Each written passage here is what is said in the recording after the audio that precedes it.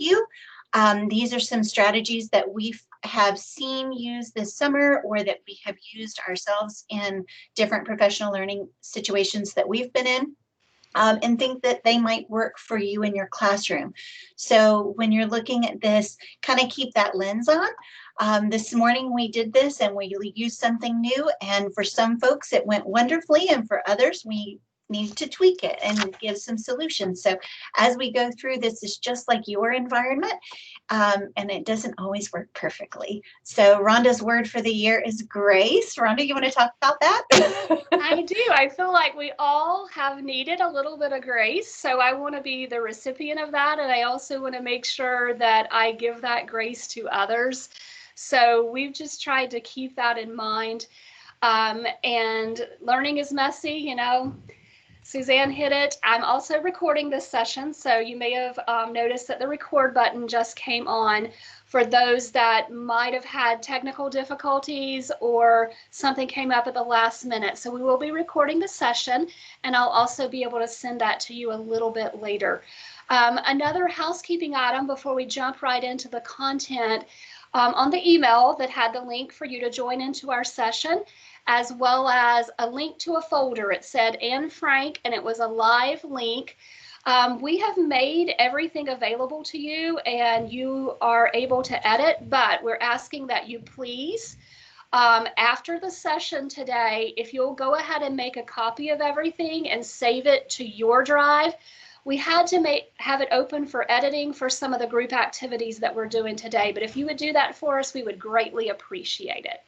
All right, Suzanne. So our goal today is to share ideas on how students can collaboratively work together in this crazy world that we've all been faced with. And as we think about how going back to school looks, I want you to consider there could be a wide range of possibilities. They may all be back in your classroom and back at 4 tabletop groups, but it may look very different than that. And so if you're thinking about going into next year with, say, half of your students at a time and half at distance learning, or if maybe they're all there, but you have to keep them separate in whatever way that might be, how can you still use these collaborative strategies and collaborative teams to promote learning? Because we all know that when students talk and speak and listen and read, that's when they learn. And so we want to continue promoting that struggle. So I want you to think about in your platform, in your environment, what this might look like. And it might look very different, but we want you to look for some strategies you might take away today that you could implement. So what one person might take away might be very different from another. What one group might use for 3rd grade, it might look a little different using it with 8th graders or 10th graders. So I want you to put your thinking hat on as we go through today. We might have some parents on here. I think we had a para-pro. We had some different folks. Some of our NEFAC folks have jumped on. So it just depends on your role. But looking at it with that lens, what can you take away today, and how could you use it, say, in Canvas or in Google Classroom or in Seesaw or some of the other programs that we've heard about. So as we go through today, that's what we want you to do.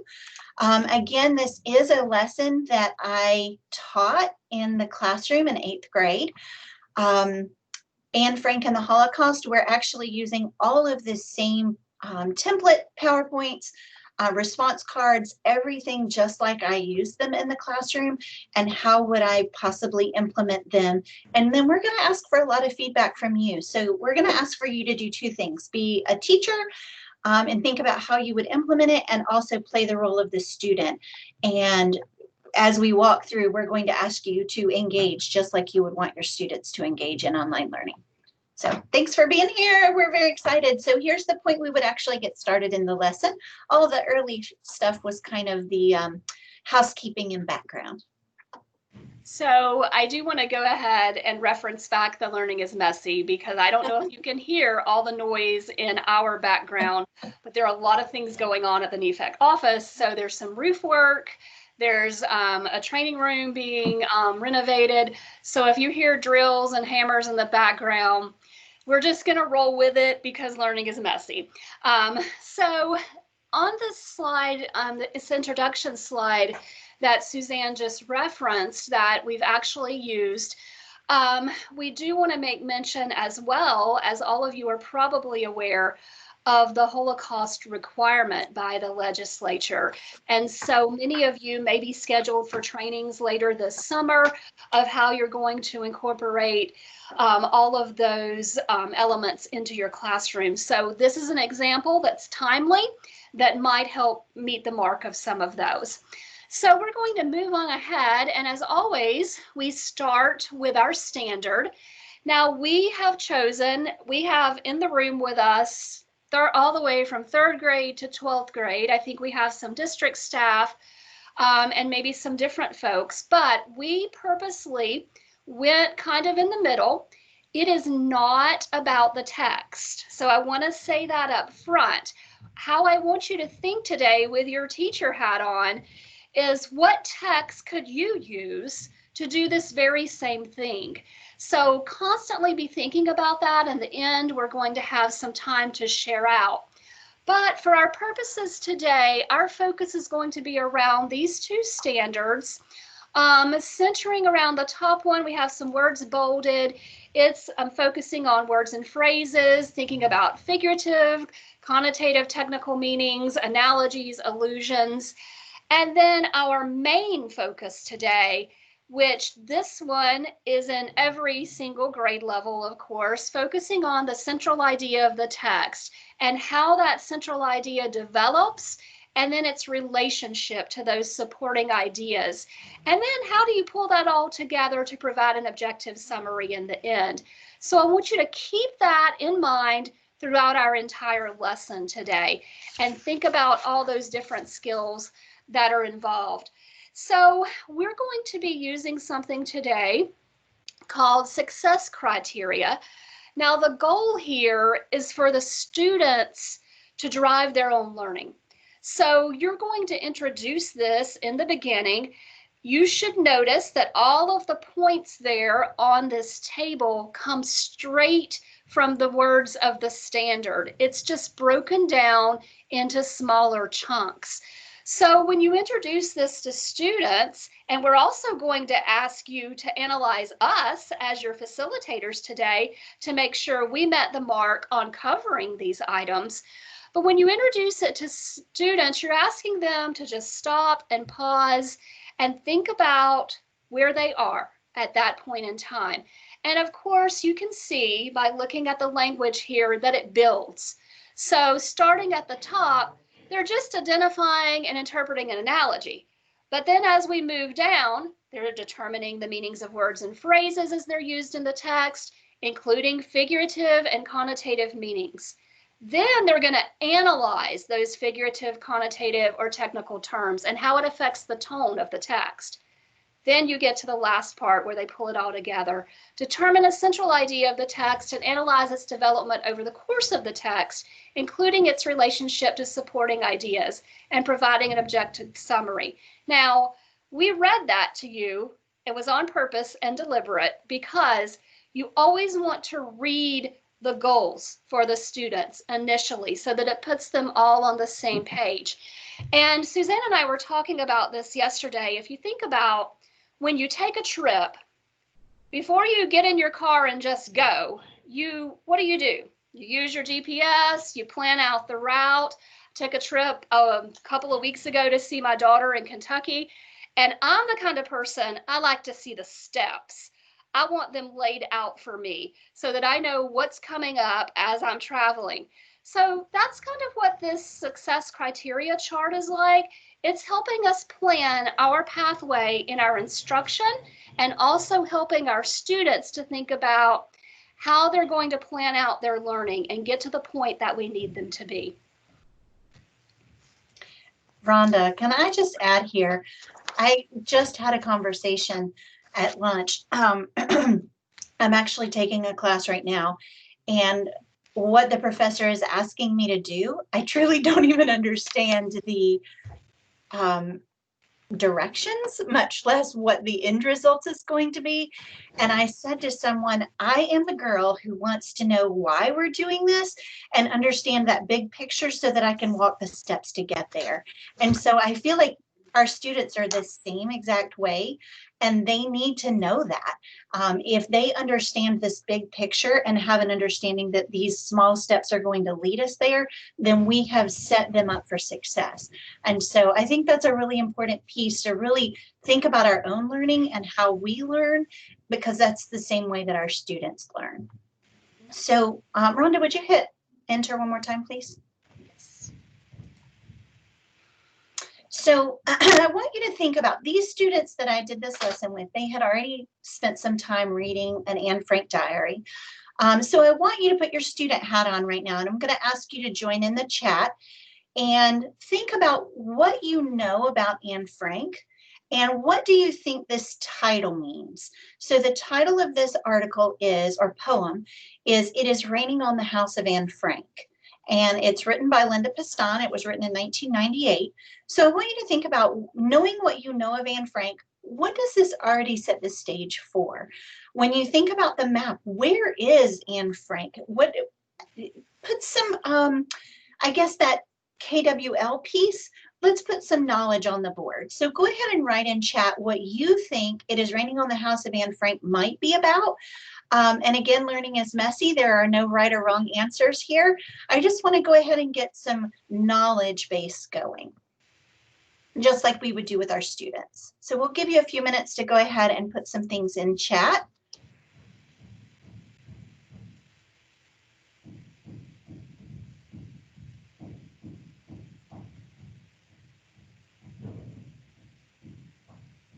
Are we frozen?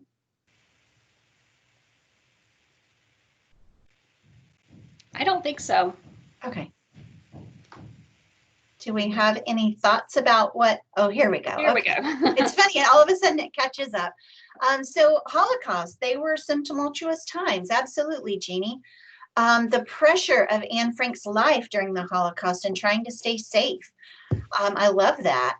So when we think about the house of Anne Frank, Linda Piston actually wrote this. She was an American poet of Jewish descent, and she is best known for her short poems. In this article, she compares the house of Anne Frank and visiting that as a tourist with visiting the Van Gogh Museum. And so I wanted to set the stage for students to understand that this is where we're going today. And where is the house of Anne Frank? Does anyone know? It was interesting. They'd spent a lot of time talking about, oh, I see someone put in chat, Amsterdam.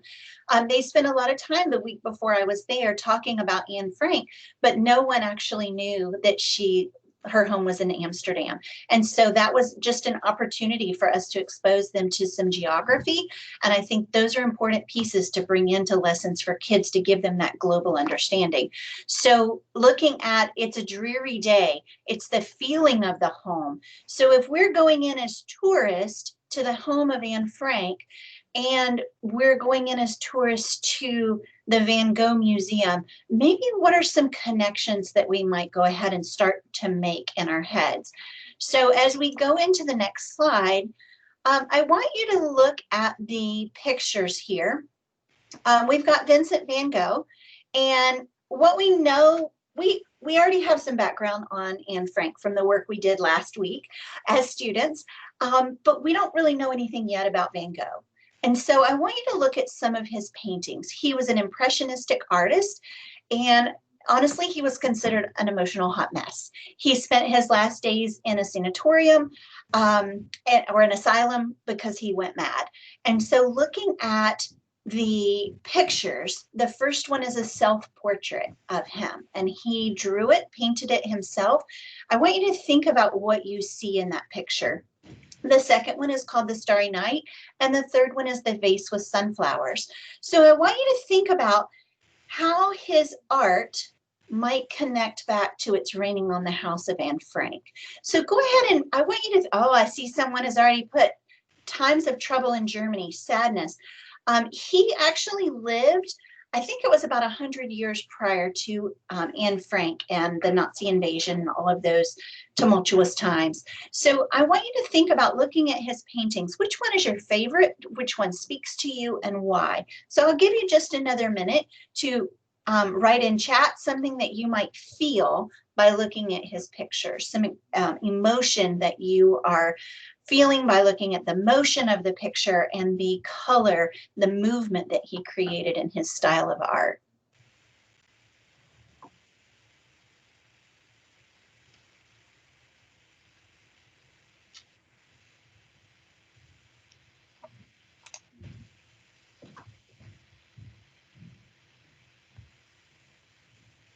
Starry Night is her favorite because it's free flowing.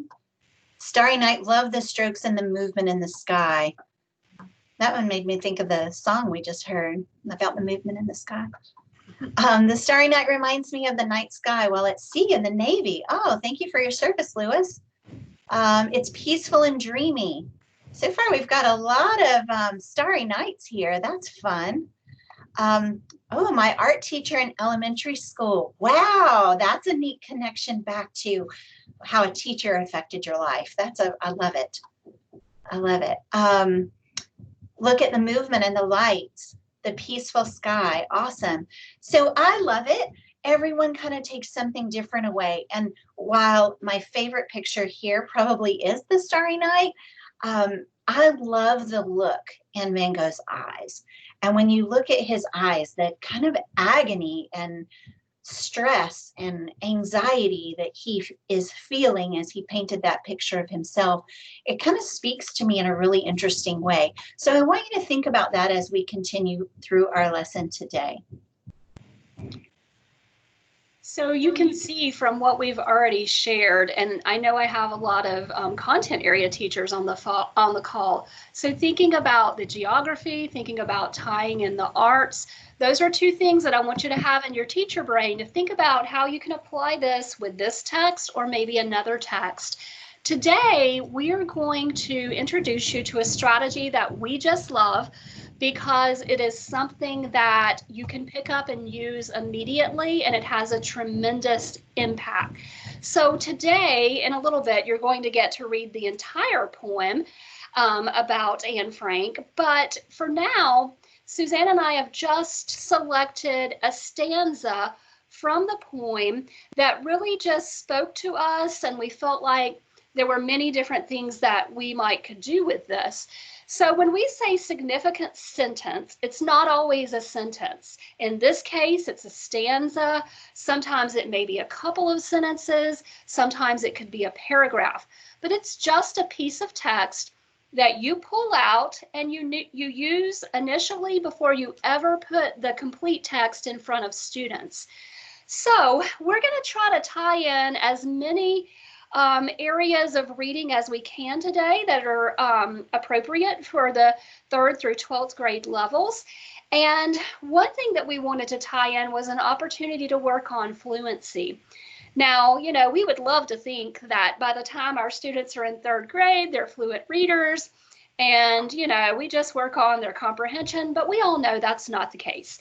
And so fluency is still an area that, even though it's in the lower grades, more emphasis in the lower grades with the standards, it still is something worth going over with them at different levels, especially when you're using a poem, because poems can be especially hard to read. And this one, the way it's written, you really have to kind of use your reading ahead skills to try to figure out where to pause, because it's not, you can't read it by line. So we're going to take an opportunity to do some fluency building, and I'm going to ask you to participate as we go through. So the first time I'm going to read this significant stanza, in this case, I'm going to read it aloud. What I would like for you to do is just follow along with me. You have our shared screen there. You also have the PowerPoint if you have it pulled up on another screen, or maybe minimized, that maybe you're following along. So first time, I just want you to follow along as I read. The perfectly silent tourist who would rather be somewhere else, but who wait here on stairs so steep, they must rise to some occasion, high in the empty loft. All right, because this is a poem and just a stanza from the poem, I'm going to add an extra step here. So this time, I'm going to read it again, and what I would like for you to do, you don't have your microphones on. I think I have everyone muted, so don't worry about that at this point in time. So I'm going to read it, and when I pause, I want you to echo read. Now, the only person that's going to hear your echo is you or your children or significant other that might be in the house with you. But I'm going to pause. I want you to echo, and then we'll have a couple other drills. Here we go. The perfectly silent tourist. The perfectly silent tourist. Who would rather be somewhere else. Who would rather be somewhere else. But who wait here. But who wait here. On stairs so steep. On stairs so steep. They must rise to some occasion. They must rise to some occasion. High in the empty loft. High in the empty loft. Suzanne, thank you so much for that spontaneity there and being my echo. I love it. So we're going to do this again. And this time, I'm just going to ask that you lip sync. So you're just going to read along with me as I read. You don't need your microphones on at this point, but you can probably predict what's coming next. So please read along with me this time in a lip sync fashion. The perfectly silent tourist who would rather be somewhere else, but who wait here on stairs so steep. They must rise to some occasion, high in the empty loft. All right, you probably know what's coming. I'm going to ask you at this point to turn on your mics. And learning is messy. We said that up front. We know that you're dealing with a lot of different speeds of internet out there. I have some hammering in the background, but it's okay. We're just going to roll with it. This time we're going to read it together. You have heard me read it. You have echo read. You have done a lip sync. And now we're just going to read it together. So I'm going to count to 3, and then we'll start. Here we go. 1, 2, 3. The perfectly silent tourist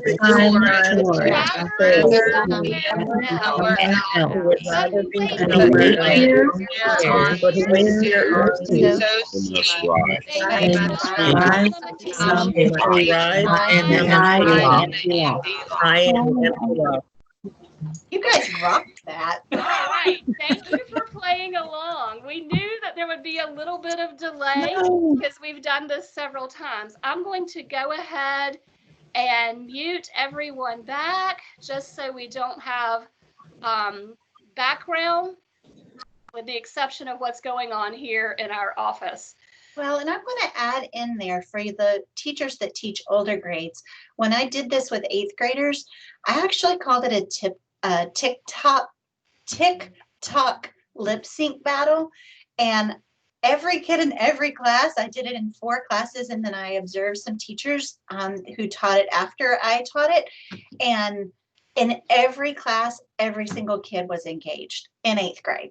So I think that's a really cool thing that you can bring into the classroom by using some piece of their culture, if you will, but calling it a TikTok battle, or I think there's a Musical.ly app in some fashion like that, but getting them to repeat it over and over and over, especially this text doesn't have specifically difficult words, but a lot of times our significant sentences do. For this one, the challenge was the rhyming and the meter piece of poetry, but the in a lot of text, it's actually the words that are challenging. And so allowing them to practice over and over and over, when they get to those difficult situations in the actual text, now they feel very confident going in. So this is especially great for those struggling readers, but you can get buy-in from older kids I didn't even know these kids, so you never know how they're going to respond, but they immediately bought in. As soon as I called it the TikTok challenge, I had people doing like, so it was hysterical. And it was a really fun moment for me to bond with them. And then we accomplished great work because it was just something on their level. So I just wanted to throw that out for those of you who are going, there's no way my class is going to do this. Think about ways that you might draw them in. Sorry, Rhonda. Sometimes it's just about that language. And I think Lewis is on the call with us again, but he made a great point in an earlier session today. I mean, our kids are involved all the time in the virtual world through gaming, and they're teaming up with groups of kids. So we don't want to underestimate what they can do. So I want you to keep that in mind as we lead into the other parts of our lesson. Now, you're probably wondering why we ask you to have paper and writing utensils such as color pencils and markers or crayons beside you. Well, here you're about to find out. So what I would like for you to do at this point is I want you to think about what's going on in the author's head in this section of the poem. And I want you to do a very quick illustration of what you think is going on in the author's head. I'm going to set a timer for about 3 minutes, and then we're going to ask some of you to turn on your cameras and share your drawings. If you have a blurry background, you'll need to turn that off. We found that out earlier. But I just want you to draw right now, just a real quick draw, no judgment, I promise. It doesn't have to be a Van Gogh or anything. We're not looking for masterpieces, but just a quick drawing of what you think is going on in the author's head at this point. 3 minutes, go.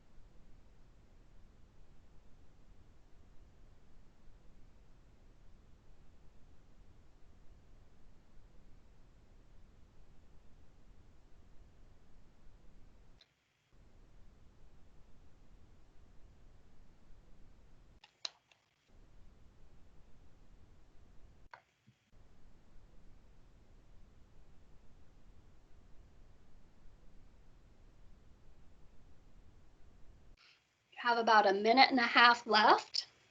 Put your finishing touches on your drawing.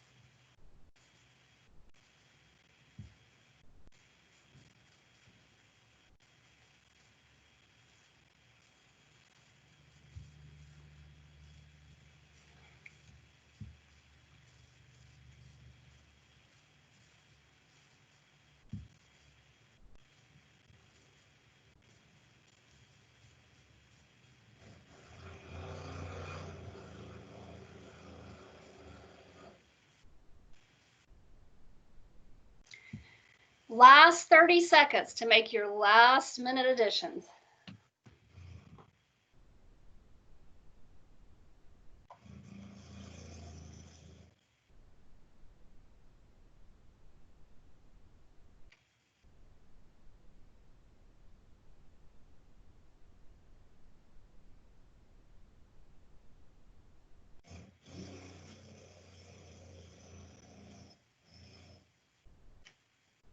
Can you guys hear the drills in the ceiling? All right, there's our timer. So maybe on your end, that did not seem like very long to capture something as a drawing, but on our end, it seemed like forever. So painful.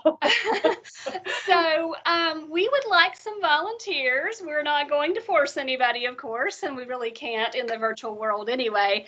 But we would love to have a couple of people who would say that you would turn on your camera and share your quick draw and tell us exactly what you thought, what you tried to capture that was going on in the author's head from this stanza of the poem.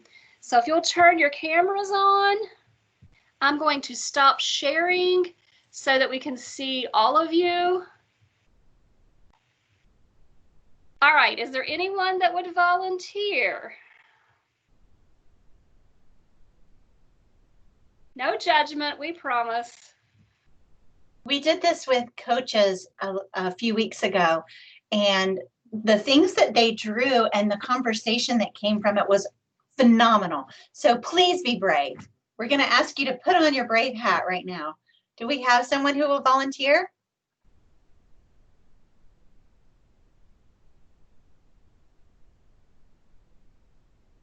Oh, Kara, yay. Thank you, Kara.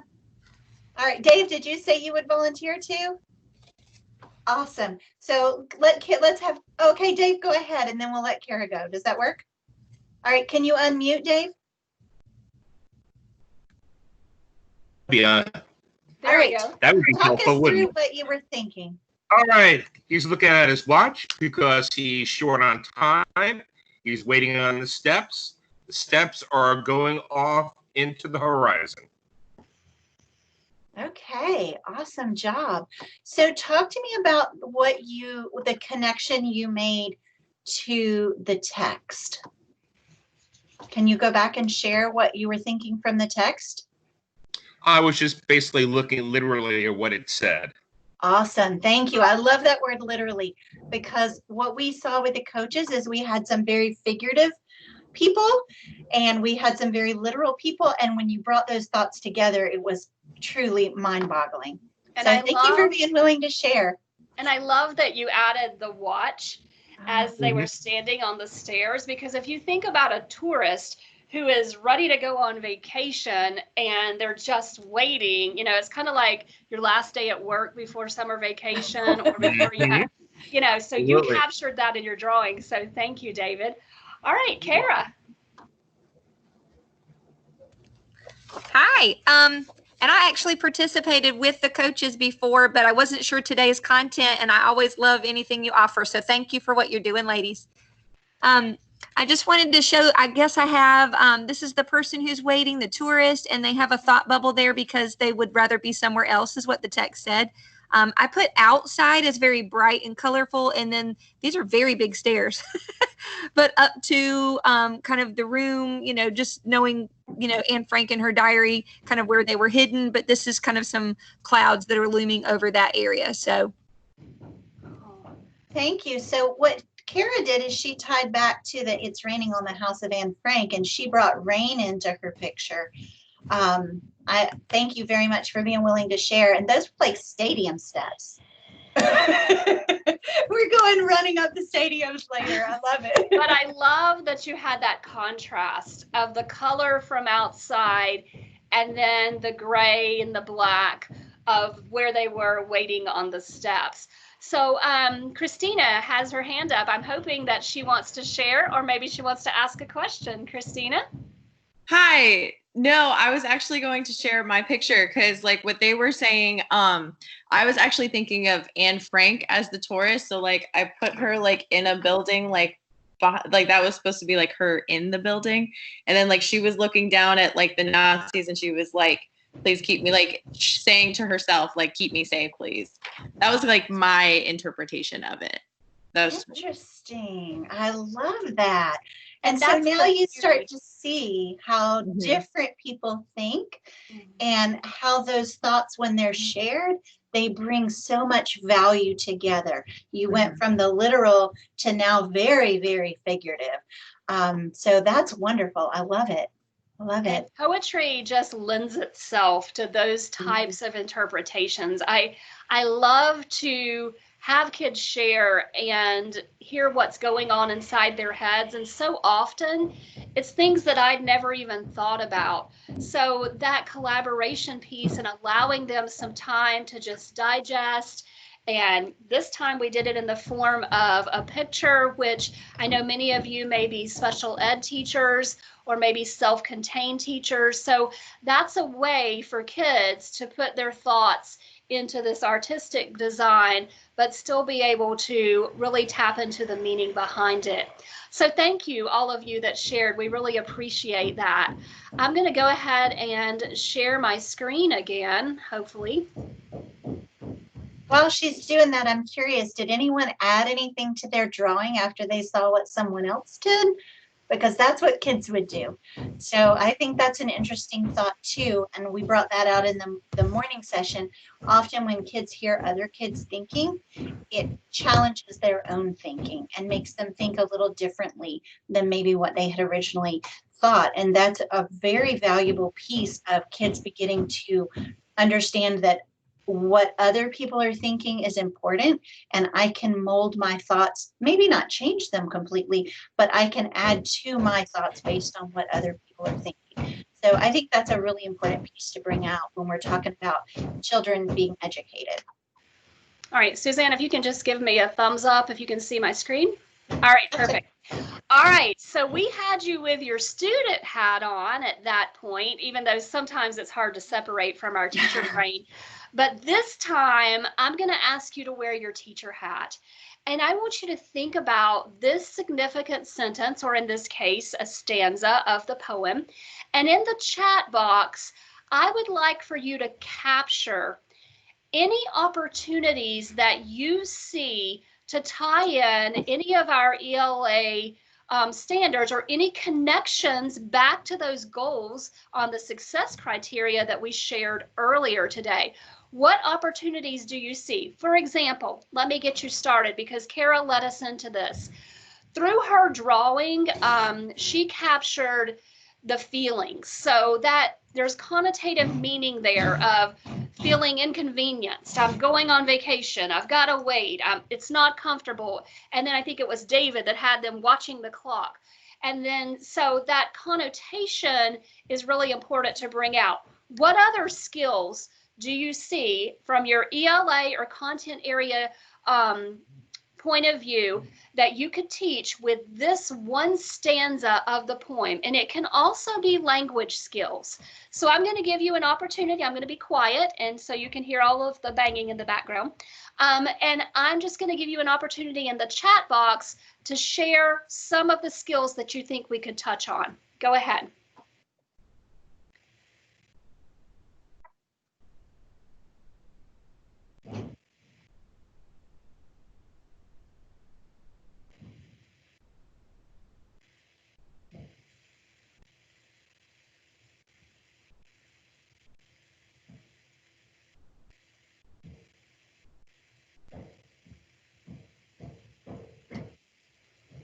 Okay, I see alliteration, and certainly tapping into that figurative language of alliteration where you have silent and somewhere and stairs and steep. Definitely some alliteration there. What else? What are some other skills?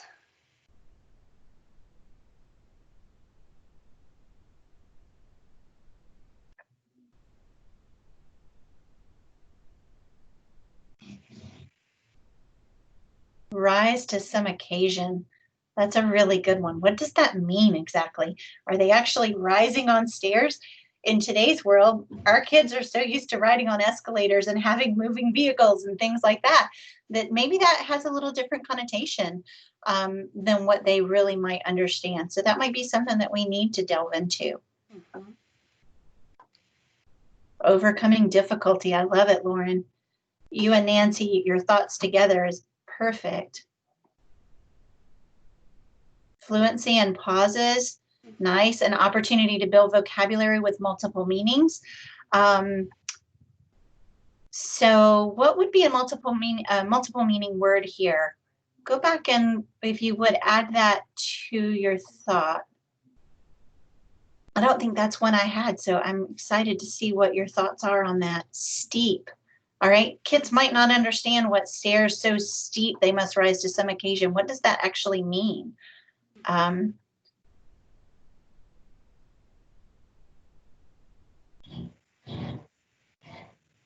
What about perfectly silent tourist? Are tourists ever perfectly silent? Like, would your kids make that connection and what that means with figurative language? Steep. Oh, okay, gotcha. So steep and rise. Good. That's a nice connection. And thinking about the analogies and the comparison, how the tourists are feeling, and Anne Frank's life in this house. And why does he say things like empty loft, high in the empty loft? I don't know about all of you, but I immediately start to get connections in my head of books that I've read, like The Upstairs Room or Number the Stars, and thinking about that hiding place where they had to go. And we touched on why the tourists are silent, that connotation and that feeling of inconvenience. Oh, I see another one here. Personification of the stairs rising. Yes, I love that figurative language there of personification. And that's one that we had not brought out before, Beverly. So thank you. And that's a perfect example. When we have kids really think about these things, they bring those out as well. All right, so moving right along, let's go back to our success criteria so far. And what I want you to do is I want you to analyze what we've done so far just through the use of the techniques that we've used so far in this lesson. So let's look at them. If you would, give me a thumbs up or a raised hand in the chat box if you think that we've had opportunities to identify and interpret an analogy.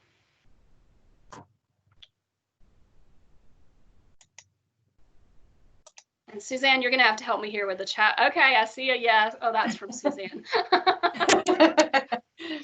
You count. All right, I see a hand. I've got a couple with hands raised. Perfect. All right, what about the meanings of words and phrases and including that figurative and connotative meaning? Any opportunities for that? All right, great. See a lot of hands and some yeses. All right, what about analyzing how those figurative or technical terms are affecting the meaning or the tone? Okay, some of you are keeping your hands up, but that's great because we talked about, you know, that feeling of, wait, something's not right here. They're tourists and they're going on vacation and that dark meaning there. All right, what about determining the central idea of a text and its supporting details and then an objective summary? Have we made it there yet? All right, I see a couple of hands. We've kind of alluded to it, but that's an area that Suzanne and I know as facilitators, we need to continue to develop throughout the course of this lesson. So thank you for jumping in on that. Moving right along. All right, so this next screen, this has some text-dependent questions, and many of you have been in our sessions before, and we do a lot of work with the Fisher and Fry research on text-dependent questions. And usually we do a kind of a question ladder that starts at the bottom with recall questions that I like to call right there kind of questions. And then we move up to comprehension and then analysis questions and then knowledge utilization questions where the students have to do something new with their thinking. So today we chose to use these as response cards because we're going to have you do some collaboration even in this virtual world. And so what I would like for you to do, you're going to put on your student brain at this point, and when we introduce our text-dependent questions to students, we want to read them aloud first. And what I would like for you to do, a few things I want you to do. First of all, I want you to just reflect upon what that question is asking and try to get a mental picture in your head, because obviously you're going to come back to these in a little bit and do something with them. So our level 1 question: how do the phrases herded together, barb of wire, and forbidden shapes contribute to the meaning or the connotation of the poem? Level 2 question: how does the poet use rain to develop the idea of suffering in the poem? Use text evidence to support your answers. 3, which part of the following best identifies the theme of the poem? Heroes can inspire others through the suffering they endure. Paying respect to the suffering of others is important, even if it is difficult. The tourists think Van Gogh endured more suffering than Anne Frank. Or D, we should honor people who suffered during the Holocaust. Which lines from the poem best support your answer? And number 4, how can you objectively summarize the poem?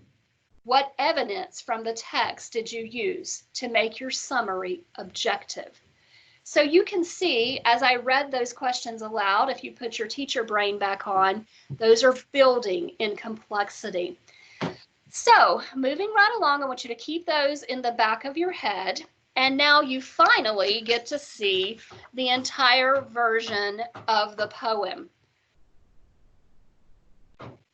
So, I'm going to give you some directions, and then I'm going to put the poem in front of you. Now, depending on how you have yourself set up, if you've got 2 screens and you have the PowerPoint open and you can see multiple things beyond what we're sharing, that's great. But if you do not, you may want to jot these things down just so you remember them. I don't know if you're like me, but I have a little bit of the COVID brain, and so I need to jot a lot of things down. So these are your directions as you read the poem. First, you're going to read it. Second, you're going to write down any unknown words. Now, I'm going to challenge you to think like a student. I'm perfectly confident that all of you know the meanings of these words, but I want you to think about your students. So what would be some unknown or unusual words for them? And you're going to jot those down. Third, all of the lines of the poem are numbered. So when you hear what you think might be, or when you read what you think might be an answer to one of those questions, I want you to write that line number down, just so you can come back to it a little bit later. Then I'd like for you to write down any questions that you have, anything that pops in your head as you are reading. Okay, so I'm going to pause for a second, make sure everyone has the directions written down. Read first, write down words, write the line number where there might be answers, and then any questions that you may have. All right, so here's the poem. I'm going to set my timer for 3 minutes again, and Suzanne and I are going to disappear off the camera so you're not staring into our faces. And I'm going to mute my mic so you're not hearing all of my background noise. So you can read and do those things. 3 minutes, go.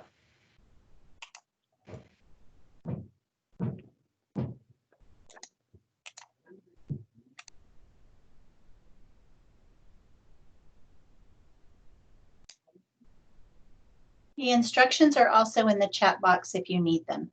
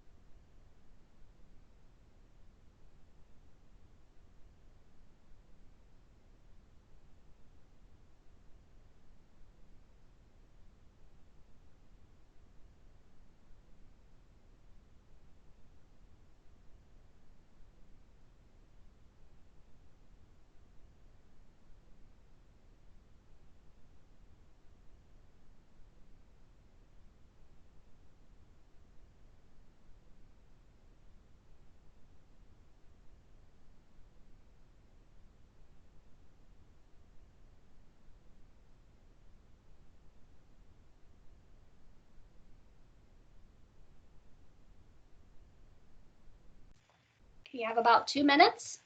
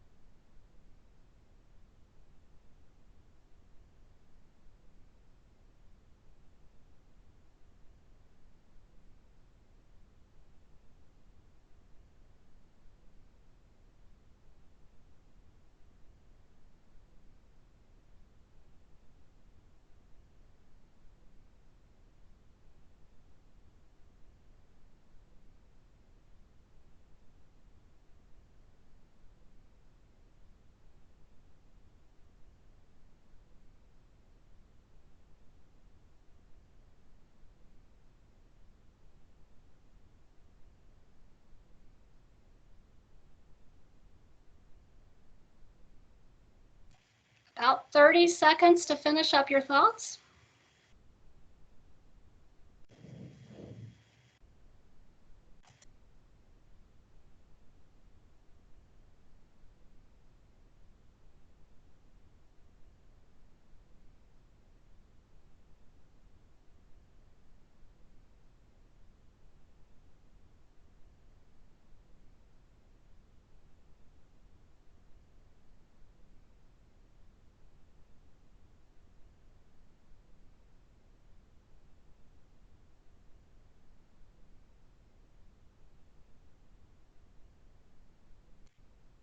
There's our timer. So with your students, you might handle this a little bit differently, but for the sake of time today, we're going to just ask you in the chat box to just jot down some of the words that you wrote down that you felt like would be unknown or unusual for your students. Take a second and just jot down some of those words.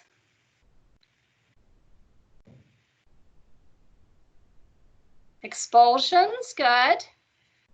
Quaint, forbidding, barb. Demons, good. Herded. All right, so we have to be careful not to assume, like the word barb there, a barb of wire. Perhaps if it had said barbed wire, our rural kids might have known what that meant. But because it says a barb of wire, that could have been confusing for them. So probably in your classroom, you might have some discussion around those unknown words. And the next two things we ask you to do about circle or writing down the lines where you think there might be answers and questions that you have, you're going to have an opportunity to use those in just a minute. All right, Suzanne. Okay, I'm going to go ahead and share my screen. And I'm going to walk you through how to access and have both the PowerPoint open and the Microsoft Teams unit that we're working in right now. So if you would, go ahead. Can you see my screen, Rhonda? I can, yes. Okay. So if you would, go ahead and you're going to need to click out of my folder. And by doing that, we're going to make our screen smaller. So just minimize it and drag it where it's smaller. Then I'll give you just a second to do that. Then what I want you to do is either go to a new tab and open a new Google tab. So if you're not here with me, you can go ahead and unmute and ask Rhonda, and she will see if she can help you. Is everyone with me so far? All right, now we're just going to click on this tab and just move it right off the screen. And that gives us two tabs to work with at the same time, because we want you to be able to see the poem while you're interacting on the Google Slides. So at this point, you're going to go into your email or into Google and look at Shared with Me and pull up a copy of the PowerPoint. So you're going to see both the PowerPoint or the Google Slides. I say that every time. I'm so sorry, guys. The Google Slides that we're sharing with you, which is this one right here. It says it's on my screen right here. I'm going to lower it down so you can see the difference. And then you should also have access to one that you're in. Now you may have 2 tabs back and forth and toggle back and forth. That's completely fine. But in the last session, we had someone who got a little thrown. They were trying to actually input work into my slides that we're sharing through Microsoft Teams, and you cannot do that. It is not a live program that way. So you have to be able to go into the folder that Rhonda sent out and pull up the Google Slides titled Virtual Modeling, and then go into, we want you on slide 18 for now. So if you would, I'm going to wait till I see most people at this point. Go ahead and get to slide 18. And you can see people's little emoji marker thing is popping up.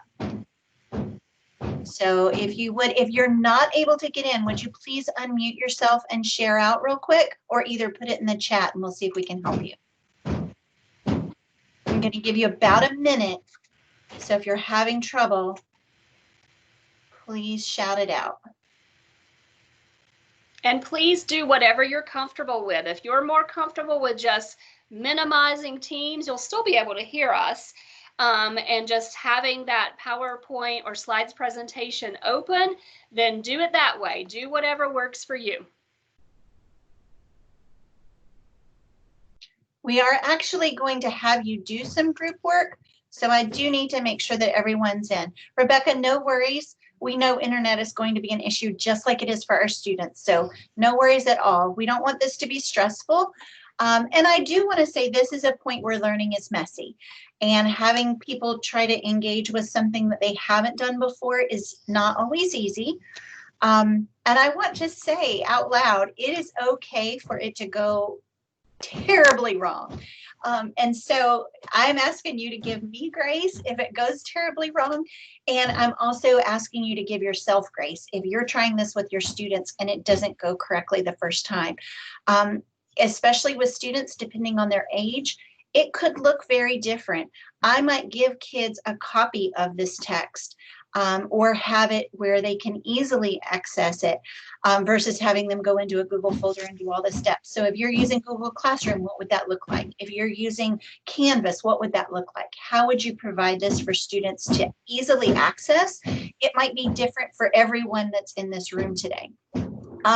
So as I'm going to go ahead and move forward. I want you to go to the team, go to slide 19, and you can see on my screen, let me get there. Slide 19 has some names at the top. So person number 1 on team A is Stacy T. So Stacy, if you're with us, if you would just click right here behind the text, inbox 1. Lewis C, you're going to be number 2. So I want you to click in number 2. Zach V, you're number 3, and Shauna G, you are number 4. So each person go down the slides looking for your name. So we'll give you just a minute to do that. Maura on team B is Maura, Patrina, Margie, and Whitney. Slide 4, I think I see some people already clicked in there. Slide 5, it looks like everybody's getting their place. Slide 6, I don't see Sharice.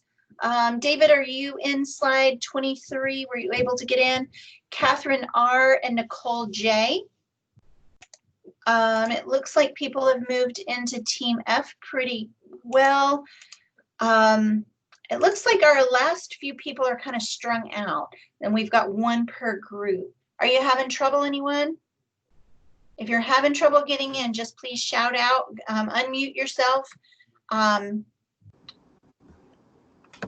I am. I'm not sure. Are you Nancy? I am. Beverly.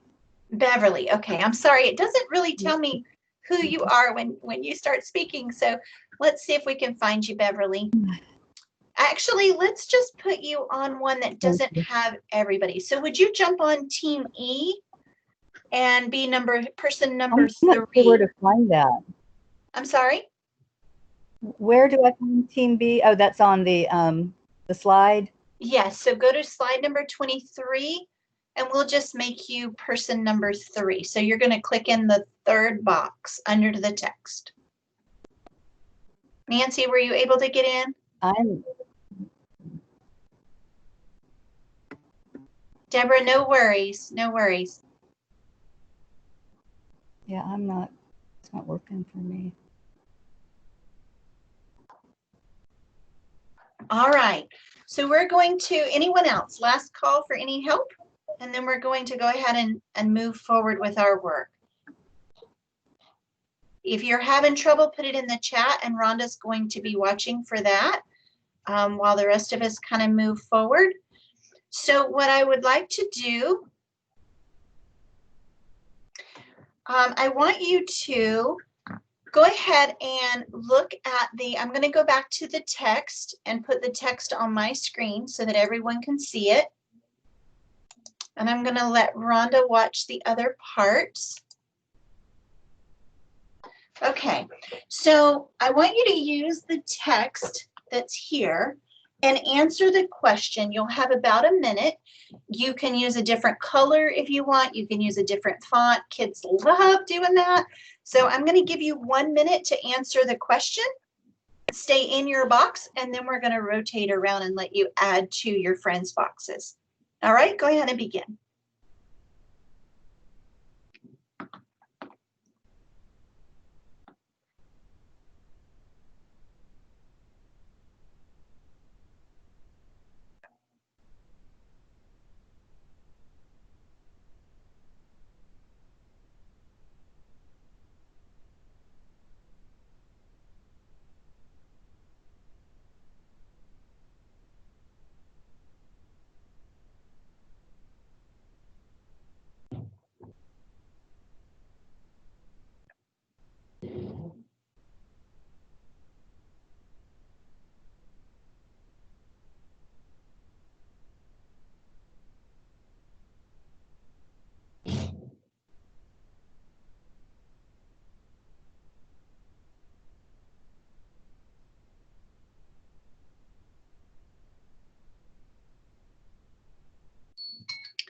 All right, that's our time frame. So now what I want you to do, I'm going to go back to someone's box and let's do this. If you're on a box by yourself, would you copy and paste your answer only if you feel comfortable? Copy and paste your answer into a box that has other people in it. I don't want you to be alone. If I were in a classroom setting, I would know my students. I would know who was here, who wasn't here. And so in order for this to work in this type of setting where we don't really know, did all of our people show up, didn't they?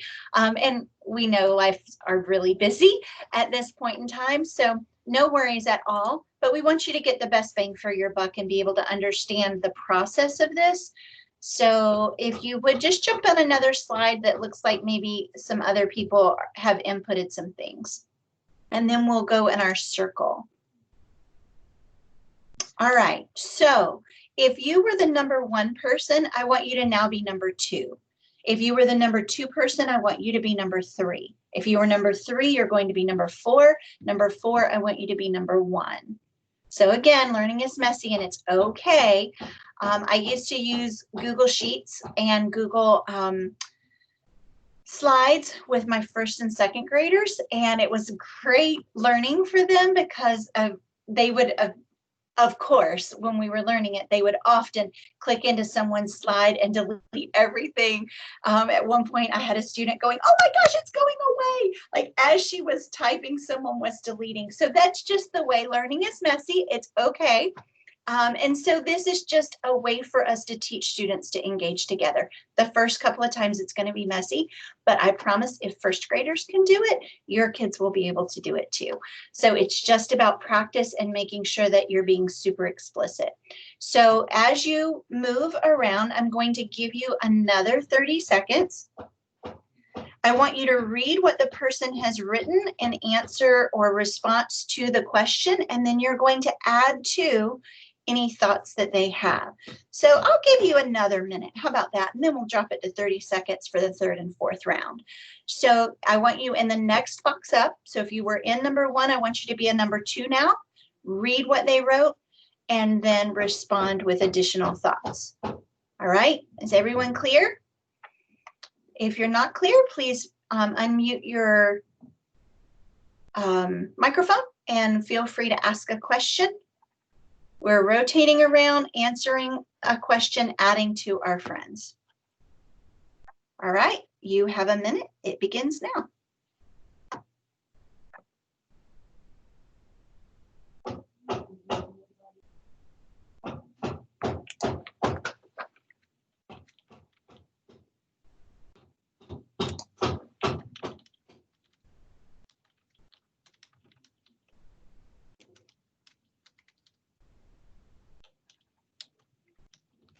Suzanne, there's a request to just repeat what they're doing now on their second round of the question. So on the second round, you're reading what the other person wrote and adding to it. And I'm going to ask, since we're older grades, I'm going to ask that you change the color of your text so that I know the next person has entered the box. So once you finish writing, go ahead and change the color of your text to something different than what is in the box.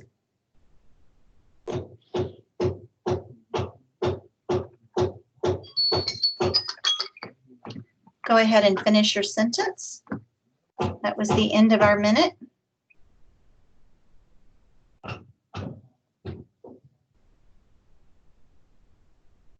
All right, now, if you were in the number 2 box, you're going to number 3. If you were in the number 3 box, you're going to number 4. Number 4 is going to number 1. Number 1 is going to number 2. So you're just rotating around in the sequence, going the next number up. I'm going to give you just a second to read what the people prior to you have written. And then I want you to add to. This time you only have 30 seconds. On your mark, get set, go.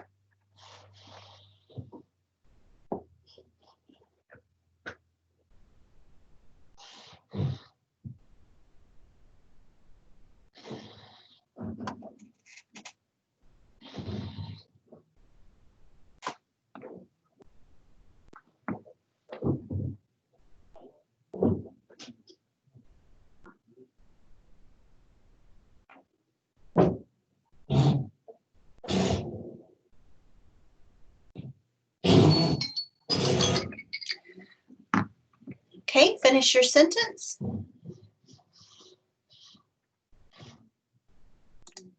Go ahead and change the color of your text to become your color. There are several different ways you could do that. Let's just talk about that for a second before we do our last round.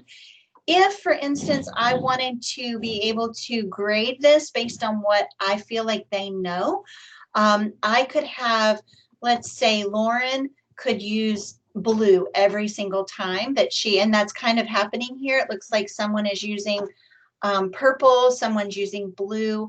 So I could give a different student a different color, and I could even highlight their name at the top and change that color myself to where they know that that's the color I want them to use every single time. So I could do something like that to where I could look back and say, this student's got it, this student really is struggling. So that's a super easy, formative, quick grade to be able to look back and know who you need to do some intervention with. So we're going to go ahead and do our last round. So go into the next box. If you were in number 3, go to number 4. If you were in number 4, go to number 1. If you were in number 1, go to number 2. Number 2, go to number 3. You're only going to have 20 seconds this time. It's quick. You got to really quickly read what they wrote and then add to it. On your mark, get set, go.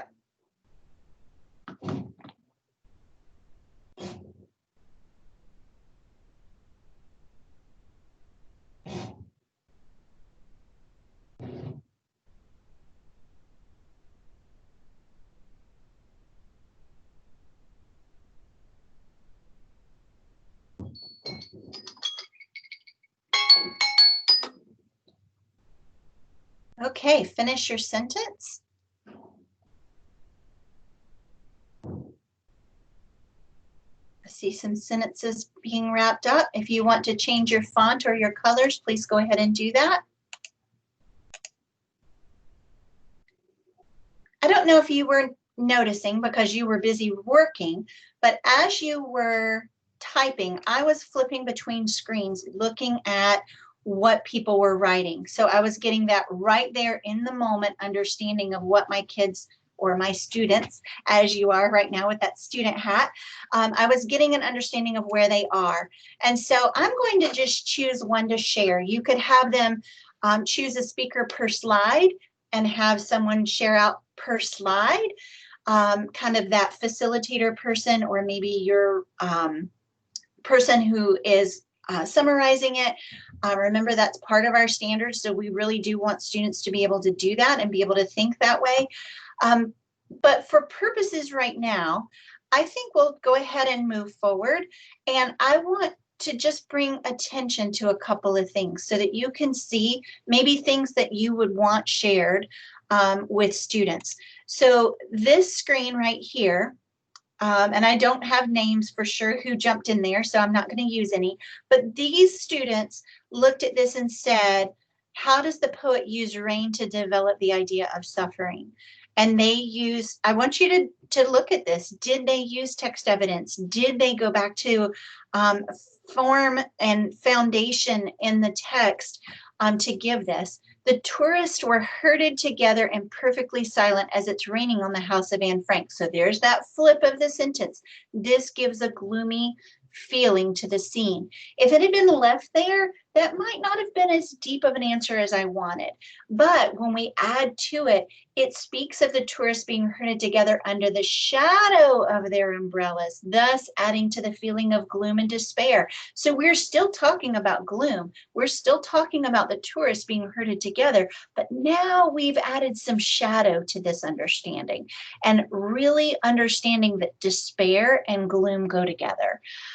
So now then the next person comes in and said, rain gives you the picture of discomfort and irritation. So now we have another word, which might tie back if we remember to David's picture with the time watch or the time clock going on. So maybe we've got some irritation here because we're ready to move and this rain is holding us up and we're on vacation. Like, do we want to be gloomy and just full of despair? And so looking at these things and working through them, maybe you choose one section from each of your students' slides to talk about it. Maybe you have them each talk about it. So I want you to think about in your setting what that would look like to have them share a summary. Something that I see often happen is the teacher in a real classroom. The teacher walks around the entire time students are working together and collaboratively answering something.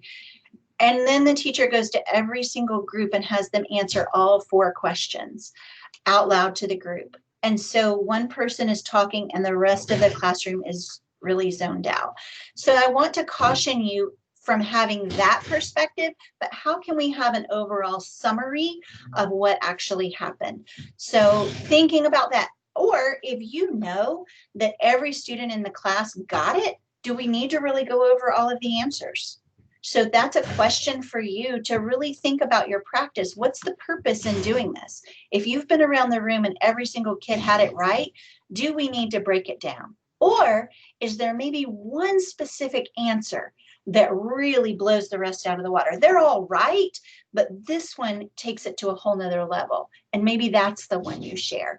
So I want you to think about this in thinking about whether it's collaborative learning or whether it's in your classroom or online. How could you engage students and have them work together to allow all of their thoughts to come together? Because I think that was just a very light example of what that could look like. Rhonda, do you want to add anything before we go on?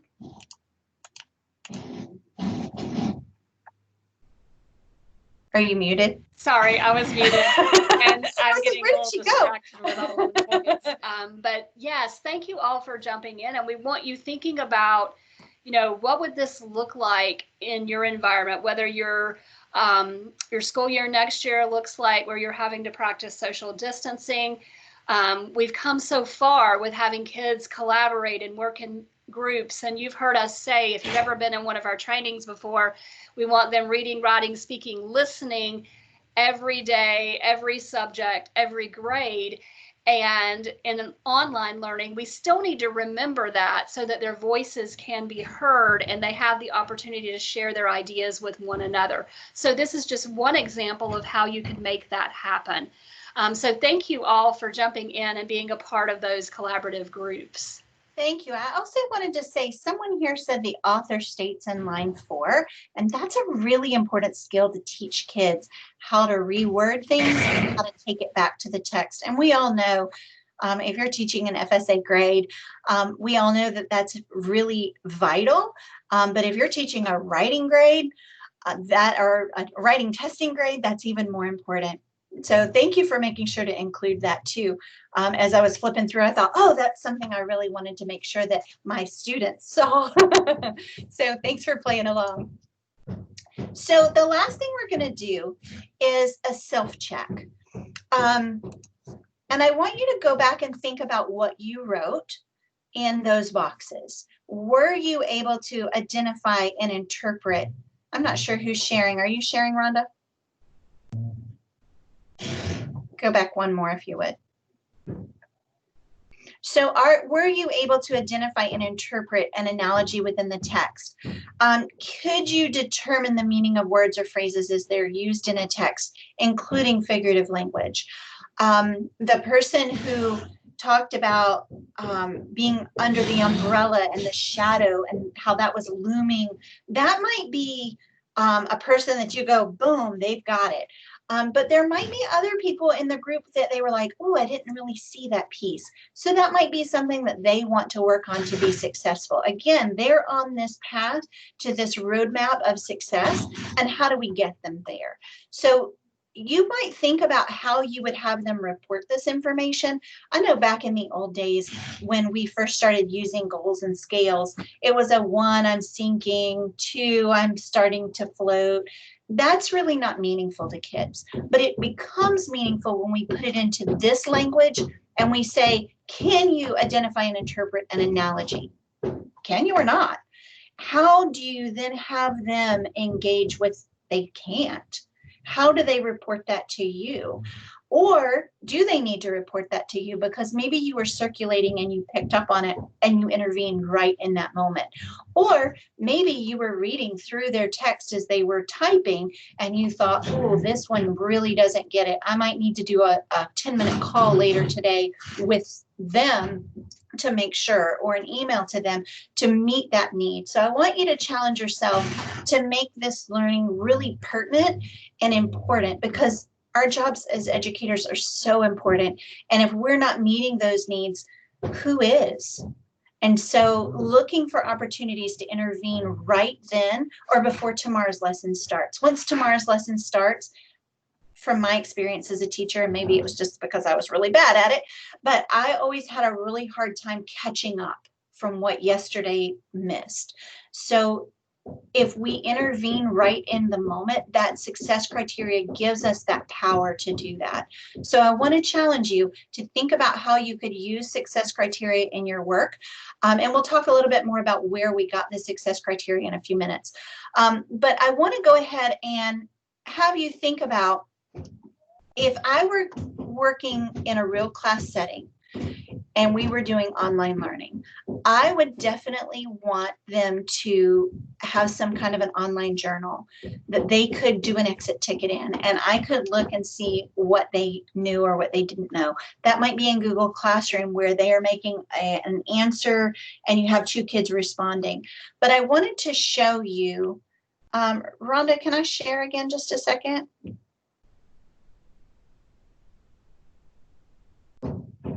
I wanted to show you something we did with the coaches last week. Oh, it's gone. Somebody has stolen it. Let's see if I put it in this folder too. Yes. No, I did not. Okay, so that's the problem when we share a folder. Let me go back to the original place I had that stored. When we share a folder, sometimes people take it instead of copying it, and then it's no longer there. So I'll put it back later, but for now, I want to show you what we did with the coaches last week. Let me look in one of my 1,000 files. Oh, it's not here either.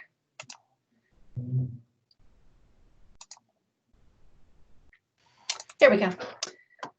All right, so can you guys see my screen? Not yet. Oh, sorry. Can you see my screen now? Yes. Oh, good. You didn't see me going through all this craziness. No. All right, so here's what we did with the coaches last week. I used instead of doing a collaborative activity on Google Slides like we just did, I created a Google Sheets and put the names into a group. And then on the group page, I had their names here, and they went into number 1 and gave the answer, number 2 gave the answer, number 3, and then we rotated just like we did. The benefit of this is I was able to provide the poem right here beside it, but I also was able to say, here's an exit ticket for student 1.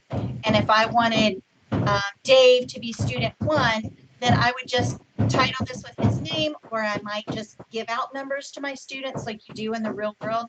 And so they could go in here and for 2 minutes, they could summarize the poem with the central message and its relationship. So this would allow me to get that exit ticket and see what students know. So it's just another option that we have kind of played around with. You might have, in this setting, you might have them do it on paper. You might have them email it to you. But the next step that we want to have them do is we really want to release all of this learning to kids. So if we have had them write, what is a platform that we could have someone else respond to their writing? So we're having them check themselves. Where are you in this process? And then we're having their friends or their partners check behind them to give them some feedback. And that's a learning process and a teaching process. But Rhonda, I'll go ahead and turn it over to you for the next step. Okay, so what we were going to have you do, Susanna, if you'll back up one slide for just a second. So what we were going to have you do is pick up that paper that you have again, and we're going to set a timer for 2 minutes. So we're going to do a 2-minute quick write, and we want you to just write an objective summary that would include the central idea and use supporting details. And so just do a quick write. I always like to have a heads up. So know that we're going to ask a couple of you to volunteer to read your summary, if you would do so for the group. But if you'll just write for 2 minutes, central ideas, supporting ideas, and I'm going to set a timer and then we'll come back together.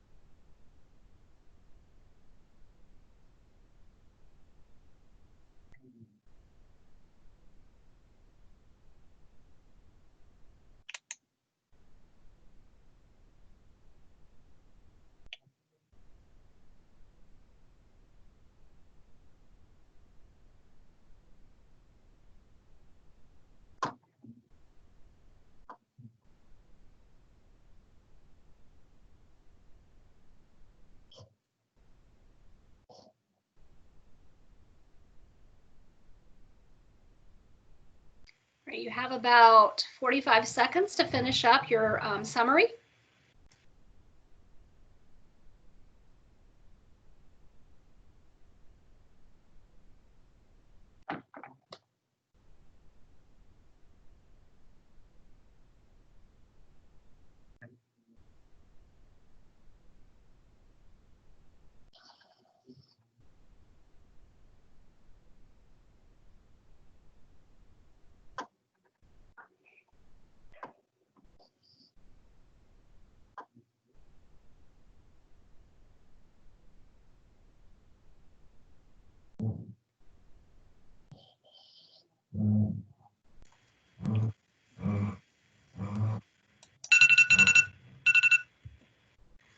All right, there's our timer.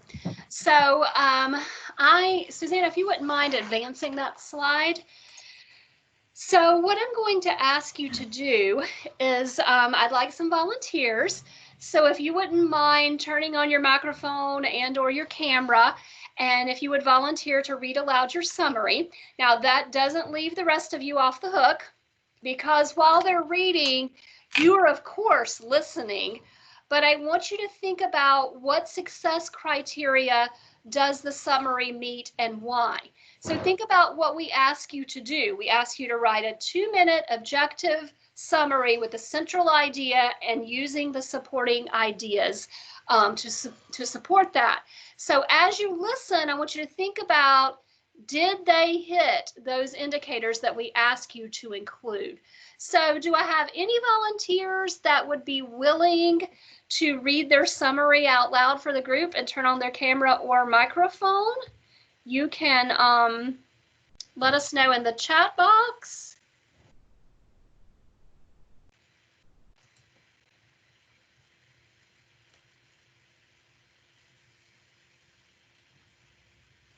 Or raise your hand.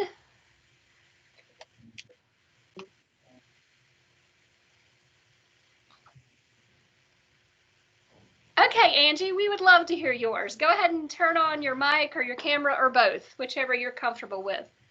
Remember everyone else to be listening. Absolutely. Okay. The central idea is that life can be difficult. It is full of uncomfortable situations and places. And the author stated in the text, for example, the tourist would rather be somewhere else. Nice. All right. Thank you, Angie. And I think you wrote that with your teacher brain. So hopefully the rest of you were listening and captured that she did include the central idea and supporting details. How about one more volunteer? Raise your hand or let us know in the chat. So in the real world, I would release this to students.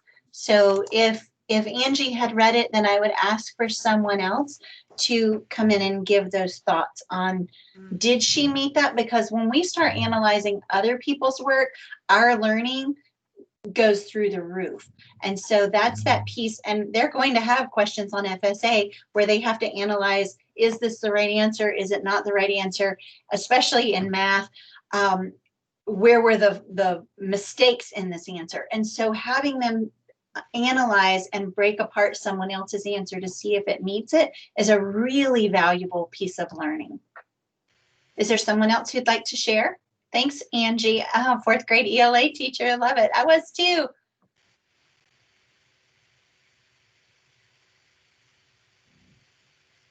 One more?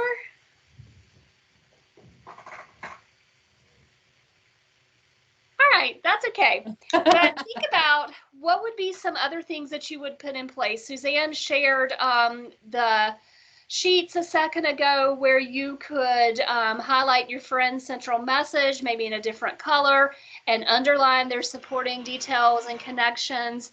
If we had them in the actual classroom, we might have them exchange, well, maybe not anymore. I don't know. I don't know what all this social distancing is going to mean, but in the past, we might have had them trade papers and draw squiggled lines under the supporting details, or maybe circle their main idea. Lots of different things that you could do to have them discuss the text. Is there anybody else that has a partnering idea that you would like to share, either through the chat, or you can use your microphone? Any other ideas that you have for partnering?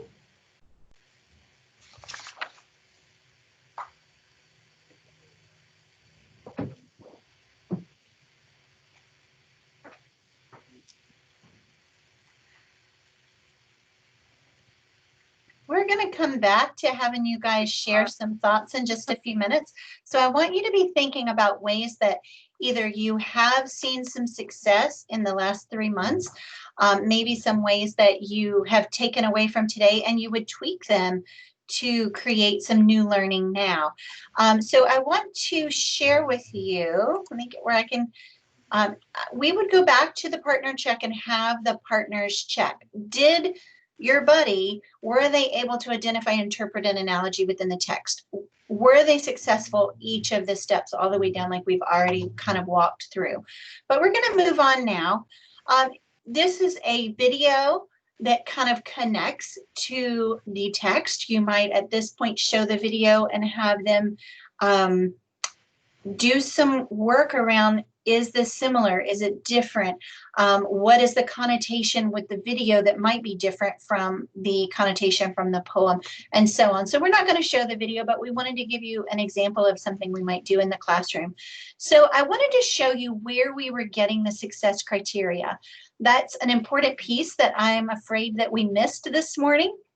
And so what I would do in order to find success criteria, I'm going to take you to CPALMS, and I hope that most of you have been to CPALMS, but if you haven't, here's a way that you're going to get in. You can go a lot of different ways, but here's the way I usually go, and I don't know why I choose this way, but we're going to go into the 8th grade key ideas and details. Were we looking at RI11? I can't remember. Okay, so if you look, whenever I come into the cluster, the lower grades looks a little different. You actually go into the specific standard, but it's laid out exactly the same way. So if I'm, oh, that took me all the way out. So if you're going in, let's look at 4th grade so you can see how it looks. That's a little different. Key ideas and details. Here's my standards that are related. This turquoise box is where we want to go. And this basically gives you the access points for your ESE students. It gives you the steps or the foundation of how to build to get there. So basically what I did is I took the standard, broke it down and said, these are the steps it would take to get there. And your access points give you that information. It's actually a really nice layout and way. And sometimes it takes a few minutes to look through, but it really doesn't take more than 2 or 3 minutes. If you have your standard, you're looking at the steps and then what it looks like to build students up to that or scaffold to that. So basically what we did is we came here, looked at this, and then went back and put this into our success criteria here. So again, it's just the success criteria in CPALMS and then clicking on that access points button that's turquoise. Are there any questions about that?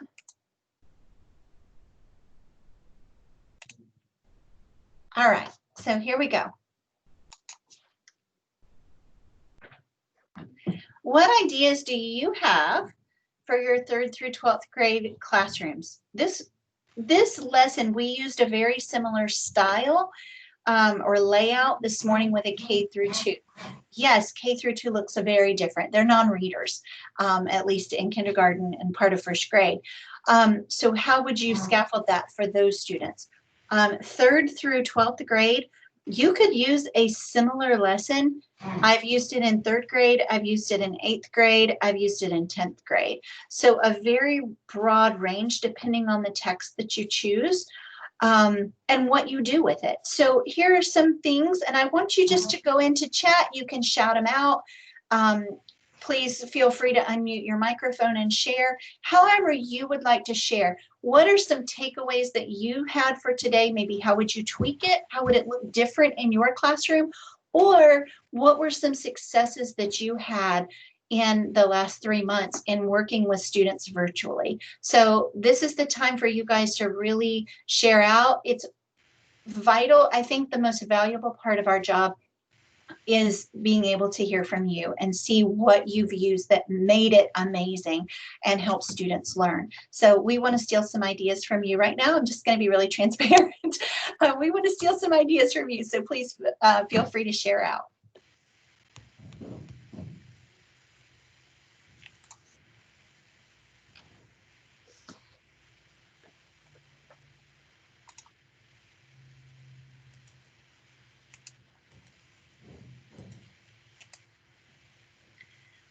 Christina, I absolutely agree that time is a valuable commodity.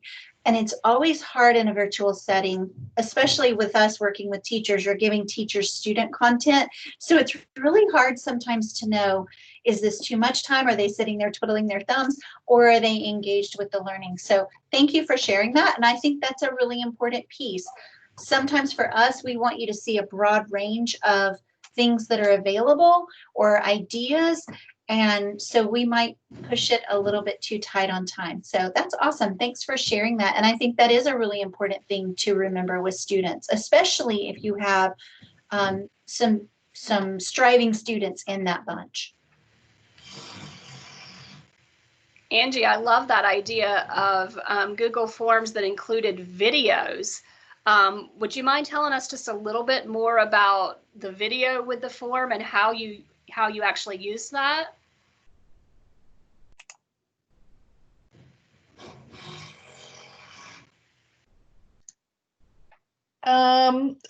Okay, so for one thing I did is found a virtual, I don't want to say field trip, but it was a virtual video on St. Augustine, the fort. And so that the kids could go through and look at the different parts of the fort and answer some questions. But I also went to a website and found all kinds of stuff about Florida and kind of had them do a scavenger hunt, I guess. They would have to, I'd ask a question and I'd have to locate it within the website. And I also did some of the laughs. The kids just were not getting it by themselves, of course, because it's really hard. So the Ready Book, I would video myself, which I hated doing, and talk to them and, you know, kind of try to give them some hints as they went along and answered my questions. Cool.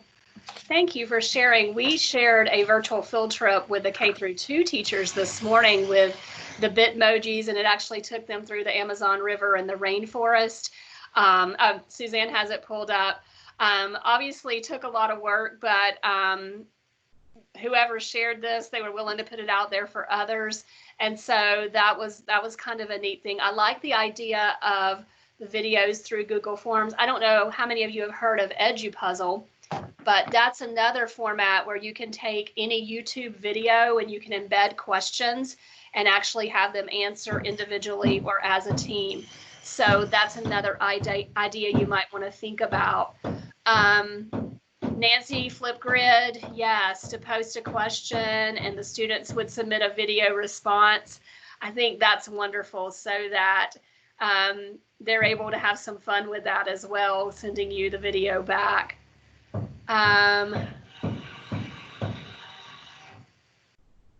Oh, Jessica, the significant sentence. Yes, that is a great tool that you could take and use tomorrow, either virtually or in the classroom.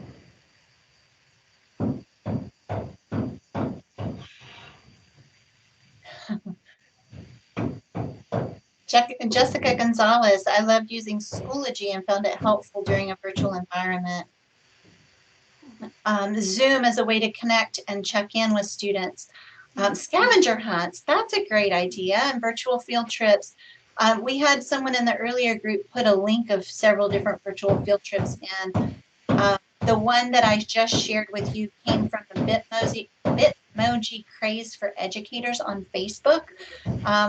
Someone had sent me the link and I checked it out, and it was probably a 14-page slideshow with links to all these animals and how the Amazon was like lungs of the earth. And I mean, it was a powerful tool that was free just sitting out there. So if you're interested in something like that, I don't know that I would spend a lot of time creating things myself, but I certainly can steal. And that's kind of along the same concept, the layered images. I think we missed this one, the layered images with Google Slides so that it's interactive for Google Classroom. And we know that takes a lot of work, but it would be great if we can share these with one another even. You'll have each other's emails. So if you have things you'd like to share, that would be amazing. So thank you all for putting some ideas in. I know we're getting close to time, and Suzanne and I want to leave some time at the very end if you want to hang out and have questions or whatever. So Suzanne, if you wouldn't mind sharing the PowerPoint again. I want to talk just a little bit. This was our very first Tech Tuesday. And so we had a primary session this morning and then the 3 through 12 this afternoon. So we're still trying to work out a few kinks of just the logistical types of things. So we appreciate your patience. But I want to talk a little bit about the implementation. So if you do want to attend several of the Tech Tuesday sessions, to get points, we're asking that you attend at least 3, which I think most people who signed up for at least 3 and maybe more. And what's going to happen with that is for your follow, as you know, anything you attend, you have to do something with it. So we're trying to make this as easy as possible. So if you attend 3 sessions, we're going to ask that you create an artifact or a product just from one of those. We hope that you'll take all of them back and use them in the classroom, but we're just going to ask you to send us some documentation of something that you've done from one of the sessions. So at the end, this goes through June and July. So at the end of July, we will be sending a Google form. And within that Google form, you will have the ability to submit your follow-up. And we're going to give you lots of grace there because we don't know when school's starting, but we're guessing sometime in August, hopefully. So we're going to give you all of August and September to complete your follow-up. I'm going to go ahead and tell you what your product might look like for this session, if this is the one that you choose to do your follow-up from. Again, it doesn't have to be this one. It can be any of the 3 that you attend, or some people may be attending all of them. So what you're going to do if you choose this one is to use this lesson plan. Again, you're going to make a copy of that slide presentation and save it in your own drive, and then you can make it look and tweak it however you want. Use the lesson plans and think of this lesson plan and think about how you would do virtual groupings, and you'll share that with us. Another option would be selecting another text and just simply thinking about what would the significant sentence be, and create those text-dependent question response cards. Now that one sounds like a really easy one, but when you start creating those text-dependent questions, that takes a lot of time and a lot of thought if you're really scaffolding and building up to that knowledge utilization. And then the last one is to create a virtual lesson similar to this one with another text perhaps. We're open to other ideas that you may have. I know many of you are in different environments. So if you have something else that you're like, hey, I love this part, I'd really like to do my follow-up on that, all you need to do is shoot us an email and let us know. We're pretty flexible about that. Something that we did not capture here that we've talked about today. So if you attend at least 3 tech sessions, that's 6 hours of PL. And then your product, we're counting on a couple of hours for that. So if you attend 3 and do your product, that would be 8 points. Now, we are going to do some other options because today we discovered that some people want to attend all of them. So we may do an increment of attended 3, attended 6, attended 9, and then the points, of course, would go up. I did have a question earlier today about can we change our choices or can we add others? So adding others is very easy. Just go back in and register again. and it'll allow your name to be on there twice, and you can pick some additional sessions. If you want to change, just email one of us and we'll try to make that happen for you. I do suggest that if you register again, write down your choices or else have it send you a copy of your form so that you can calendar these events and make sure you're joining us on that particular time. Any other questions that anyone has about the implementation? You can speak up or put it in the chat box.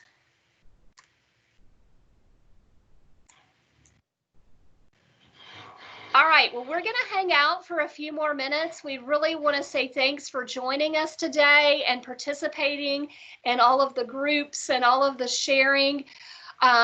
So we really appreciate you being patient with all the noise in the background. I was trying really, really hard to concentrate and hope you were not hearing it as loud as I was. Okay, the virtual grouping, that's where we put you into the groups on the PowerPoint slides, and we had you work on those response questions. So you could do something similar to that, or you could come up with your own idea for virtual grouping. We're open to that as well.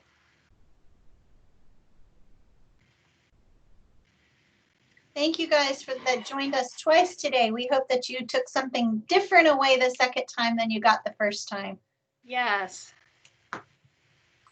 All right, well, thanks to all of you. We'll hang out for another few minutes to see if anybody wants to, you know, chat or ask other questions. Otherwise, have a great afternoon.